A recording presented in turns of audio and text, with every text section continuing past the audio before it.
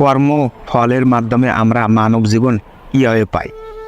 আমাদের জীবনের কোনো না কোনো সময়ে আমরা সকলে জানতে কৌতূহল থাকি যে আমরা আমাদের প্রজন্মে কী ছিলাম, কোথা থেকে এসেছি, আর আমাদের পরবর্তী জন্ম কেমন হবে। আমাদের জন্ম বা মৃত্যু সাম্প্রতিক যে প্রশ্ন হোক না কেন, আমরা গরুড় পুরাণ থেকে উত্তর পেতে পারি। যদি আমরা গরুড় পুরাণের কথা বলি, এতে জীবের প্রতিটি জন্মের বিবরণ রয়েছে, যা শুধু তার পাপ ও পুণ্যের হিসাব দেয় না, বরং মৃত্যুর পর সে কি শান্তি পাবে এবং পরবর্তী জীবনে সে কোন যুগে জন্মগ্রহণ করবে তাও বলে দেয়।